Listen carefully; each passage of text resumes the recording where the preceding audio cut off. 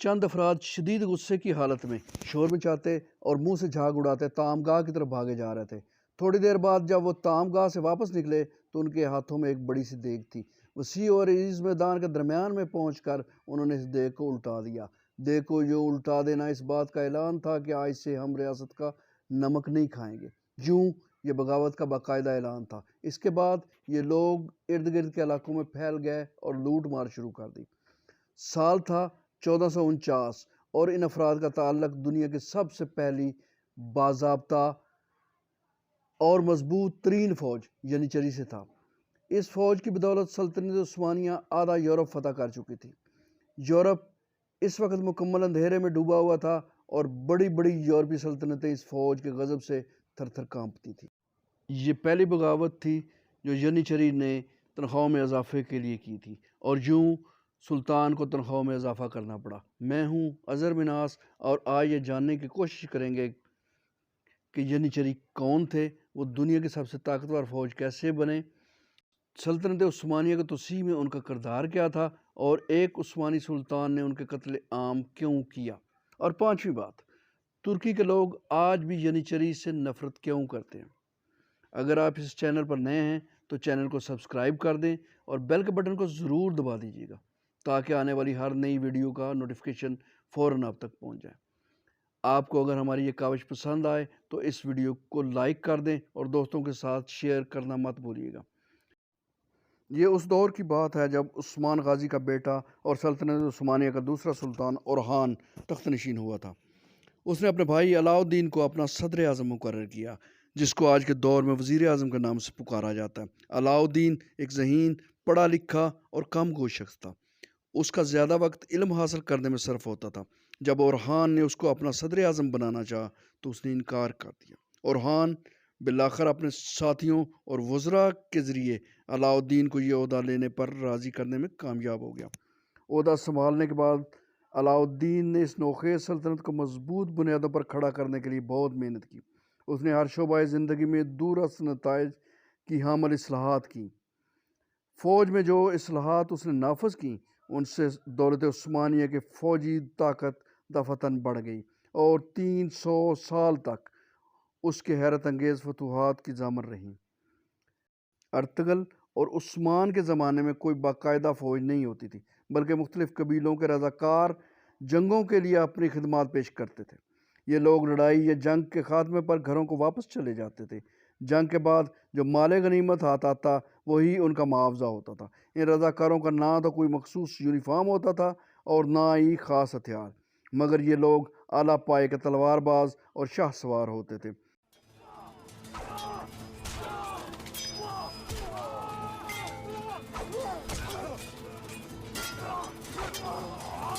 عثمان کے بعد سلطنت کی توسیع ہونے پر یہ نظام ناکافی ثابت ہوا۔ ایک مستقل فوج کی ضرورت شدت سے محسوس ہونے لگی۔ علاء الدین نے ایک تنخواہ دار فوج ترتیب دی جس کا نام پیادہ رکھا گیا۔ اس فوج کو 10 100 اور ہزار کے مختلف دستوں میں تقسیم کیا گیا۔ یہ پیادے زیادہ تنخواہ اور بہت ساری مراعات حاصل کر کے غرور و تکبر کا شکار ہو گئے، جو تھوڑے عرصے میں ہی خودسری اور سرکشی پر منتج ہوئی۔ اورحان کے لیے یہ سب کچھ باعث تشویش تھا، چنانچہ اورحان نے اپنے بھائی علاء الدین اور ایک وزیر خیر الدین پاشا سے اس سلسلے میں مشاورت کی۔ خیر الدین نے ایک ایسی تجویز پیش کی جس نے آنے والی 3 صدیوں تک عثمانی فتوحات کی رفتار میں سیلاب کی سی قوت اور سرعت پیدا کر دی۔ تجویز یہ تھی کہ جنگوں میں یتیم ہو جانے والے اور اپنے خاندانوں سے بچھڑ جانے والے عیسائی بچوں کو جو کہ 10 سے 15 سال کے ہوں، ان کو ایسے ماحول میں رکھا جائے کہ وہ خود بخود اسلام کی طرف راغب ہو جائیں۔ اسلام قبول کرنے کے بعد ان کو فوجی تعلیم و تربیت دی جائے اور ان لڑکوں پر مشتمل ایک مستقل فوج قائم کی جائے۔ اورحان کو یہ تجویز بہت پسند ہے، چنانچہ 1000 عیسائی لڑکوں کو منتخب کر کے انہیں فوجی تعلیم و تربیت سے آراستہ کرنا شروع کر دیا گیا۔ اس تجویز پر عمل درآمد کرنے کے لیے سب سے پہلا مرحلہ بچوں کے انتخاب کا تھا۔ جنگ میں یتیم اور والدین سے بچھڑ جانے والے عیسائی بچوں کی کفالت اور تعلیم و تربیت کی ذمہ داری سلطنت نے اپنے ذمہ لی۔ ان بچوں کو پہلے اناطولیہ کے ترک خاندانوں کے سپرد کر دیا جاتا، جہاں وہ ترک معاشرت میں پل کر بڑے ہوتے۔ وہ ترکی زبان سیکھتے، ترک اور اسلامی عادات اختیار کرتے، ترک خاندانوں سے کچھ عرصہ گزارنے کے بعد ان کو حصول علم کے لیے مدرسوں میں بھیج دیا جاتا۔ یہ مدرسے آج کے ملٹری کیڈٹ کالج کی طرح کے ہوتے تھے، جن میں ان کو تعلیم کے ساتھ ساتھ فوجی تربیت بھی دی جاتی تھی۔ ان بچوں کو اس قسم کا ماحول دیا جاتا تھا کہ بچے خود بخود اسلام کی طرف راغب ہو جاتے۔ ان میں سے زیادہ تر بچے بعد میں کسی دباؤ کے بغیر اسلام قبول کر لیتے۔ مدرسے میں ینیچری بننے کی ٹریننگ بہت سخت ہوتی تھی۔ اس ٹریننگ میں ان کو ہر قسم کے ہتھیار استعمال کرنے اور اپنے دفاع کی تربیت دی جاتی تھی، اور ہر قسم کے شدائد کو آسانی سے برداشت کر لیتے تھے۔ وہ آج کل کے کمانڈو دستوں کی طرح سریع الحرکت اور سریع الاثر بھی تھے۔ ینیچری کو سکھایا جاتا تھا کہ ان کی چھونیاں ہی ان کے خاندان اور گھر ہیں، اور سلطان ان کا باپ ہے، اس لیے وہ سلطان پر اپنی جان چھڑکتے تھے۔ سلطان بھی ان کو بیٹوں کی طرح عزیز رکھتا تھا۔ اس طرح سلطان کا سلطنت پر کنٹرول بھی مضبوط رہتا۔ ینیچری میں بھرتی کیے جانے والے بچوں کا اپنے عزیزوں اور رشتہ داروں سے تعلق نہیں ہوتا تھا۔ وہ سب کے سب اسلام کے سچے اور پکے خادم بن چکے ہوتے تھے۔ ہر سال 1000 سے زائد بچے تعلیم و تربیت مکمل کرنے کے بعد دنیا کے سب سے قابل فخر فوج کا حصہ بن جاتے تھے۔ اس عجیب و غریب قسم کی فوج کی ایک خصوصیت یہ بھی تھی کہ اس نے سرداروں اور وڈیروں کی بغاوت کے خطرے کو عثمانی سلاطین کے لیے بالکل ختم کر دیا تھا۔ ترکوں پر الزام عائد کیا جاتا ہے کہ وہ عیسائیوں کے بچوں کو ان کے والدین سے زبردستی چھین کر ان کو ینیچری بناتے تھے، مگر یہ عیسائی مستشرق تاریخ دانوں کو پھیلایا گیا ایک جھوٹ ہے، جس سے بہت سے وہ مسلمان مورخ جو حقیقت سے ناشنا تھے بھی متاثر نظر آتے ہیں۔ حقیقت اس سے بہت مختلف ہے۔ یہ لاورس بچے ینیچری فوج میں جس شان و شوکت کے ساتھ رہتے اور سلطان کے منظور نظر ہوتے تھے، اس کو دیکھ کر عیسائیوں میں یہ خواہش پیدا ہوتی کہ ہم بھی اپنے بچوں کو سلطانی تربیت گاہ میں داخل کروائیں۔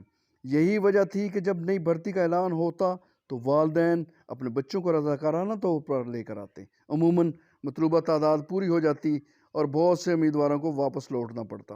ینیچری کا سربراہ اعلیٰ سلطان خود ہی ہوتا تھا۔ اس ادارے کے منتظم کو آغا کہا جاتا تھا، جو کہ رتبہ میں سلطان اور صدر اعظم کے بعد تیسرے نمبر پر آتا تھا۔ جنگ کے دوران ینیچری کی قیادت ہمیشہ سلطان خود کیا کرتا۔ ینیچری سے سلطان کی وفاداری کا یہ عالم تھا کہ ان دستوں کو، جنہیں آورتا کہا جاتا تھا، کہ کماندار کو چوبارجی یعنی شوربہ بنانے والا کہا جاتا تھا۔ سلطان کے سامنے علامتی وفاداری کے اعلان کرنے کے لیے چوبارجی شوربے کے لیے استعمال ہونے والے کفگیر کو یونیفارم کے حصے کے طور پر استعمال کرتا تھا۔ جب پہلے فوجی دستے کی تربیت مکمل ہو گئی تو اورہان اس دستے کو لے کر ترکی کی ایک روحانی شخصیت حاجی بکتاش کی خدمت میں حاضر ہوا اور ان سے دعا کی درخواست کی۔ حاجی بکتاش اپنے زہد و تقوی کی وجہ سے پورے ملک میں مشہور تھے۔ انہوں نے ایک نوجوان کے کندھے پر ہاتھ رکھ کر اس نئی فوج کے لیے فتح و نصرت کی دعا کی اور خود اس کا نام ینیچری تجویز کیا، جس کا مطلب ترکی زبان میں ہے نئی فوج۔ دوسرے سال مزید 1000 لڑکوں کا ایک اور دستہ منتخب کیا گیا۔ اس طرح یہ سلسلہ 300 سال تک جاری رہا۔ ینیچری کو سلطان کے مکمل تابع اور وفادار رکھنے کے لیے خاص قوانین وضع کیے گئے تھے۔ ینیچری کے شہروں سے دور بیرکوں میں رکھا جاتا تھا تاکہ عام عوام سے ان کا تعلق نہ رہے۔ ان کو شادی کرنے اور داڑھی رکھنے کی اجازت نہ تھی، وہ صرف مونچھیں رکھ سکتے تھے۔ ینیچری کے خوراک کے معاملہ میں حکومت کسی قسم کی مداخلت نہیں کرتی تھی۔ ان کو اپنی پسند کے مطابق کھانا تیار کرنے کی مکمل آزادی تھی۔ ایک دستے میں سب کے لیے ایک جیسا کھانا تیار کیا جاتا تھا۔ گوشت کا ریٹ ان کے لیے الگ سے مقرر کیا گیا تھا۔ چاہے جتنی بھی مہنگائی ہو، ان کو ہمیشہ گوشت مقررہ نرخ پر ہی ملتا تھا۔ گوشت کی قیمت کی ادائیگی حکومت خود قصابوں کو کرتی تھی۔ ینیچری کو سلطنت کی طرف سے سرخ رنگ کا ایک لباس مہیا کیا جاتا تھا اور ایک خاص قسم کی ٹوپی بھی اس لباس کا حصہ ہوتی تھی۔ یہ لباس ان کا یونیفارم ہوتا تھا۔ ینیچری کی تنخواہ کے معاملات دیکھنے کے لیے ایک آفیسر تعینات ہوتا تھا، اس کو ینیچری افندی کہتے تھے۔ ینیچری کو ہر 3 ماہ بعد نقد تنخواہ دی جاتی تھی۔ سلطان چونکہ اس فوج کا رکن اور سربراہ تھا، اس لیے تنخواہ کے موقع پر وہ ینیچری کا مخصوص لباس پہن کر لائن میں لگ کر اپنی تنخواہ وصول کیا کرتا تھا۔ جنگ میں ینیچری کا کام یہ ہوا کرتا تھا کہ وہ جنگ کے آخری لمحوں میں وارد ہوتے اور اپنی بے پناہ مہارت اور بہادری سے جنگ کا پاسا پلٹ دیا کرتے تھے۔ اس وجہ سے یورپی بادشاہ ان کو ترکوں کا خفیہ ہتھیار کہتے تھے۔ چھوٹے ہتھیاروں کے استعمال میں مہارت، بہترین تربیت، نظم و نسق اور بہادری ان کا ترۂ امتیاز تھا۔ اس وجہ سے ان کو باقی فوج میں سے ایک خاص مقام حاصل تھا۔ ان کو ان کی بہادری اور جنگی مہارت کی وجہ سے بہت زیادہ انعام و اکرام سے نوازا جاتا تھا۔ سلطان کے علاوہ ینیچری کا تعلق بکتاشیہ سلسلہ طریقت سے بھی تھا۔ بکتاشیہ سلسلہ کا اثر و رسوخ ینیچری پر اس قدر زیادہ تھا کہ اس سلسلہ کا آغا ینیچری میں آج کے کرنل کے برابر عہدہ رکھتا تھا، اور بکتاشیہ سلسلے کے درویش امن اور جنگ دونوں حالتوں میں فوج کے ساتھ رہتے تھے۔ دیگ کو ینیچری کی زندگی میں مرکزی حیثیت حاصل تھی۔ وہ سب اس کے چاروں طرف جمع ہو کر مشورہ کیا کرتے تھے۔ جب ینیچری کسی سلطان کے خلاف ہو جاتے تو وہ سب ایک کھلے میدان میں دیگ کو الٹا دیتے، لوٹ مار کرتے اور آخر سلطان سے اپنے مطالبات منوا لیتے۔ عثمانی سلطنت کے دور زوال میں ینیچری نے کئی بار دیگیں الٹی۔ سلاطین ان کی اس حرکت سے بہت ڈرتے تھے اور دیگ الٹنے سے پہلے ہی ان کی خواہشات کو پورا کر دیتے تھے۔ ینیچری دستوں کی بنیادی اکائی اورتا ہوتی تھی، جو کہ موجودہ ریجمنٹ کے برابر ہے۔ اورتا کی تعداد 196 ہوتی تھی اور پرہار اورتا کے سربراہ کو چوبارجی کہتے تھے۔ کام کی نوعیت کے حساب سے ینیچری کی 3 اقسام تھی۔ پہلی قسم کو جماعت کہتے تھے۔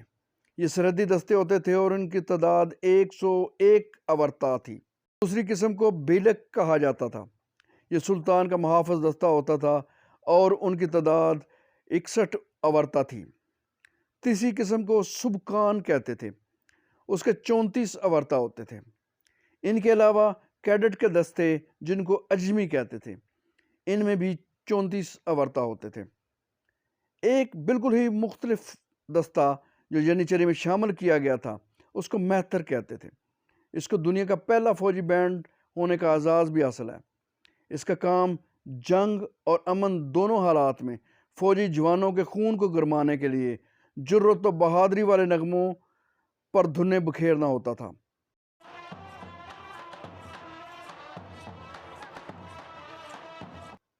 مختلف اوقات میں ینیچری کی تعداد کم زیادہ ہوتی رہتی تھی۔ ابتدا میں ان کی تعداد 1000 تھی، جو بڑھ کر 18ویں صدی کے نصف تک تقریباً 1.5 لاکھ ہو گئی۔ سلطنت عثمانیہ نے اپنے ابتدائی 300 سال میں بہت بڑی بڑی فتوحات حاصل کی۔ ان سب میں مرکزی کردار ینیچری ہی کا تھا۔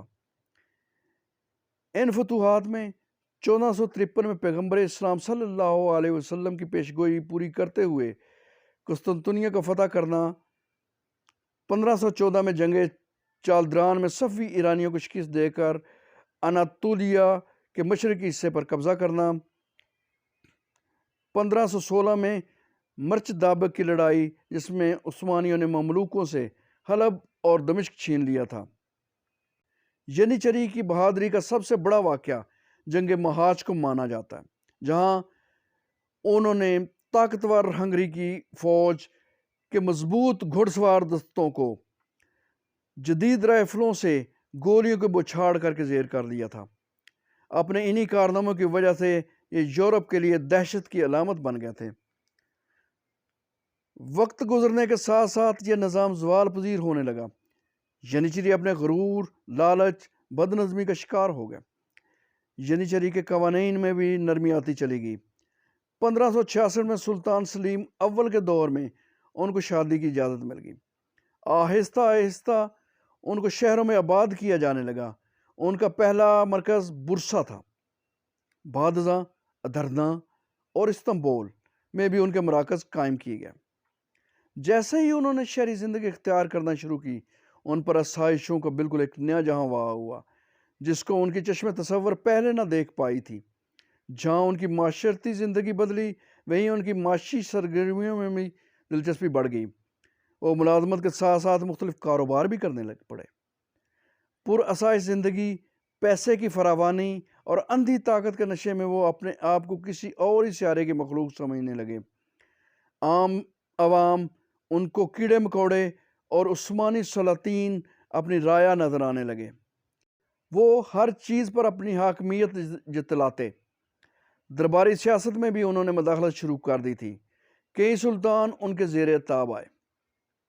ینیچری سلاطین کے بعد سب سے زیادہ خوف زدہ جس طبقے سے تھے وہ تھے علماء کرام، کیونکہ ان کو معاشرے پر بہت زیادہ اثر و رسوخ حاصل تھا۔ علماء کرام کو رام کرنے کے لیے دو روایتی طریقے اختیار کیے گئے۔ پہلا طریقہ تو یہ تھا کہ ان سے قریبی تعلقات بنائے جائیں اور دولت کا استعمال کر کے ان کو اپنے مقاصد کے لیے استعمال کیا جا سکے۔ دوسرا طریقہ ان کو خوف زدہ کرنا تھا۔ یہ طریقہ ان پر آزمایا جاتا تھا جو کوئی بات سننے پر آمادہ نہ ہوتے تھے، اس لیے ان کو مختلف طریقوں سے ہراساں کیا جاتا، اور جب کوئی ان کی بات نہ مانتا تو اس کو خفیہ طور پر قتل بھی کرا دیا جاتا۔ ان ہتھ کنڈوں سے اس طبقے کو اس قدر خوف زدہ کر دیا گیا کہ کوئی عالم دین ان کے خلاف سزا یا فتویٰ دینے کی جرات نہ کرتا تھا، بلکہ بہت سے علماء سے انہوں نے مختلف طریقے استعمال کر کے اپنے حق میں فتوے بھی جاری کروائے۔ ان علماء میں شیخ الاسلام جیسے بڑے مذہبی رہنما، جو کہ پوری سلطنت کے مرکزی مذہبی عہدیدار ہوتا تھا، کو بھی بار بار استعمال کیا۔ ینیچری اپنی طاقت کے زوم پر ہر وقت بغاوت کے لیے آمادہ رہتے تھے۔ 1451 میں سلطان محمد ثانی کریمانیہ سے جنگ سے واپس لوٹ رہے تھے کہ ینیچری ایک درے میں آ کر رک گئے اور زبردستی انعام و اکرام کا مطالبہ کیا۔ وزیر اعظم محمد پاشا کا قتل، سلطان سلیم کی ایران میں فوج کشی کے ارادے پر واپسی کا مطالبہ اور سلطان کے خیمے میں گولیاں چلانا، سلطان سلیمان القانونی کے دور میں استنبول میں فتنہ فساد برپا کرنا، 2000 سے زائد گھروں کو جلانا اور آبادیوں میں لوٹ مار کرنا۔ 1622 میں سلطان عثمان ثانی کو گرفتار کر کے ان کو قتل کرنا، 1807 میں سلطان سلیم سوئم کا قتل، ینیچری کے مختلف دستوں کی آپس کی لڑائی جھگڑے اور قتل و غارت ینیچری کے ناقابل معافی جرائم کی ایک معمولی سی جھلک ہے۔ مختلف سلطان سزاؤں اور دیگر تدبیرات کے ذریعے ینیچری کو کنٹرول کرنے کی اور ان کے زور توڑنے کی کوشش کرتے رہتے۔ وقتی طور پر سلطان اپنے اس عمل میں کامیاب بھی ہو جاتے، مگر کچھ عرصے بعد یہ پھر سے وہی حرکتیں شروع کر دیتے۔ جنگ خوتین میں پولینڈ سے عثمانی سلطنت شکست کھا گئی۔ اس شکست کا ذمہ دار ینیچری کو ٹھہرایا گیا۔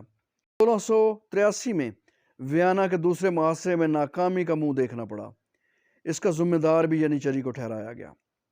جنگ زنتا میں ترکوں کو شکست ہوئی، جس کے نتیجے میں ترکوں کو 16 جنوری 1699 میں کارویز صلح نامے پر دستخط کرنے پڑے۔ اس سے یورپ کا کثیر حصہ ترکوں کے ہاتھوں سے نکل گیا۔ اس شکست کا الزام بھی ینیچری کو دیا گیا۔ 17ویں صدی میں سلطان کے کمزور ہو جانے کے باعث وہ 300 سالہ پرانی روایات کا خاتمہ کرنے پر مجبور ہوا، جس کے نتیجے میں ینیچری کے بچوں کو بھی ملازمت ملنا شروع ہو گئی۔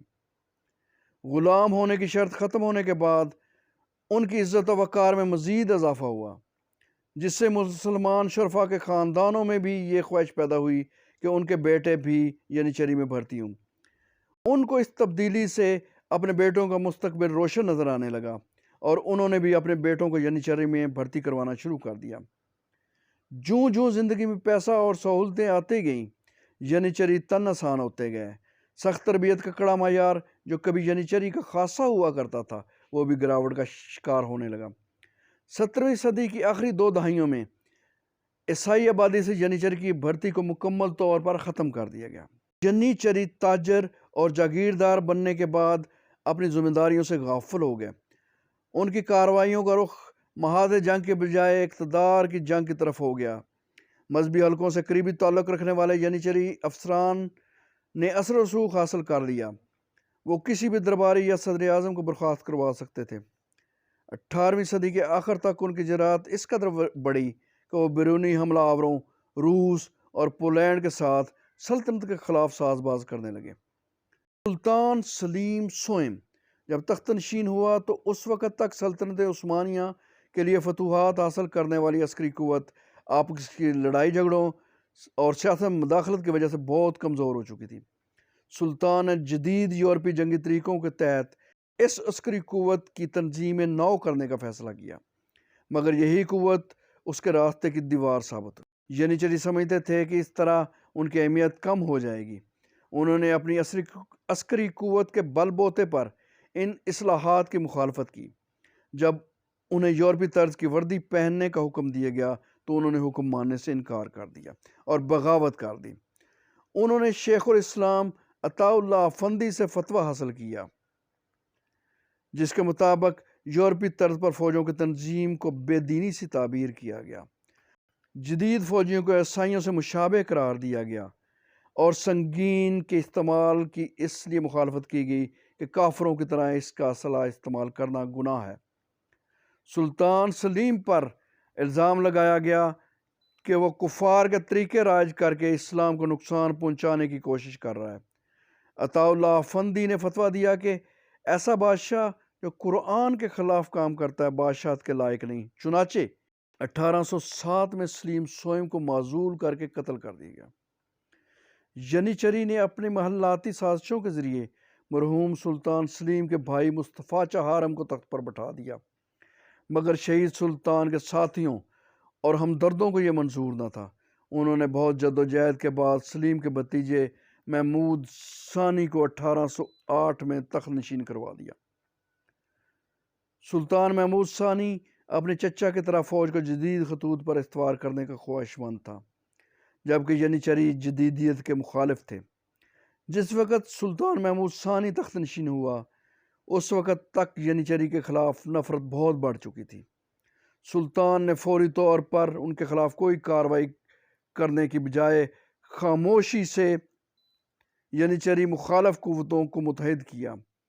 فوج میں بہت سے توپچی بھرتی کیے گئے، فوج کو خصوصی تربیت دی گئی۔ دوسری طرف ینیچری کو زیادہ سے زیادہ سہولتیں اور انعام و اکرام دیا گیا تاکہ وہ سہل پسند ہو جائیں۔ 16 سال کے طویل انتظار کے بعد جب اسے اپنی کامیابی کا مکمل یقین ہو گیا تو 1824 میں سلطان نے منصوبہ کے تحت کچھ سخت فیصلے کیے جن کا مقصد ینیچری کو بغاوت پر اکسانا تھا۔ سلطان نے اپنے بارے میں یہ مشہور کروایا کہ اس نے اپنے چچا کی طرح جدید یورپی انداز میں ایک فوج تشکیل دی ہے جس کی وردی یورپی طرز کی ہے اور اس کو فوجی پگڑی کے بجائے ترکی ٹوپی جسے سرید کہتے تھے پہننے کا حکم دیا گیا ہے۔ جب یہ خبر ینیچری تک پہنچی تو انہوں نے استنبول میں بغاوت کر دی اور سلطان کے محل کا محاصرہ کر دیا، لیکن اس دفعہ فوج اور عوام دونوں ان کے خلاف تیار تھے۔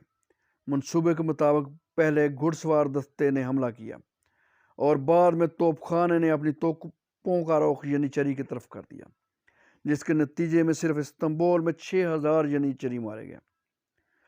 دوسری طرف سلطنت میں موجود ینیچری کی مختلف چھاؤنیوں کے قریب سلطان کے گھڑ سوار دستے خفیہ طور پر حملہ کرنے کے لیے حکم کے منتظر تھے۔ جو ہی حکم ملا ان چھاؤنیوں پر قہر بن کر ٹوٹ پڑے اور توپ خانے سے ان پر شدید گولہ باری شروع کر دی گئی۔ حملہ اس قدر اچانک اور شدید تھا کہ ینیچری کو سنبھلنے کا موقع ہی نہ ملا۔ زیادہ تر ینیچری موقع پر ہی ہلاک ہو گئے اور کچھ یورپ کی طرف بھاگنے میں کامیاب ہو گئے۔ تمام چھاؤنیوں کو جلا دینے کا حکم دے دیا گیا، ان کی جائیدادوں پر قبضہ کر لیا گیا، ینیچری سے متعلق تمام سرکاری ریکارڈ نظر آتش کر دیا اور ان کے خاندانوں کو گمشدہ کر دیا گیا۔ عوام میں ان کے خلاف نفرت پہلے ہی بہت زیادہ تھی۔ انہوں نے ینیچری کے قتل عام میں بڑھ چڑھ کر حصہ لیا۔ جو ینیچری مختلف جگہوں پر روپوش ہو گئے تھے، عوام نے ان کو چن چن کر قتل کرنے میں حکومت کی مدد کی۔ اس طرح اگلے 2 سال میں ملک بھر سے ینیچری کا مکمل خاتمہ کر دیا گیا۔ سلطان نے ینیچری کا تذکرہ کرنے کے ساتھ ساتھ بکتاشیہ سلسلہ پر بھی پابندی عائد کر دی۔ ترکی میں آج بھی عوام ینیچری سے شدید نفرت کرتے ہیں اور ان کے اس قتل عام کو واقعہ صحیحہ کے نام سے پکارا جاتا ہے۔ اس واقعہ کے ساتھ ہی سلطنت عثمانیہ میں ینیچری کا 500 سالہ روشن اور سیاہ دور ہمیشہ کے لیے ختم ہو گیا۔ اگر کسی اور موضوع پر آپ ویڈیو دیکھنا چاہتے ہیں تو کمنٹ سیکشن میں اپنی رائے کا اظہار ضرور کیجیے گا۔ شکریہ۔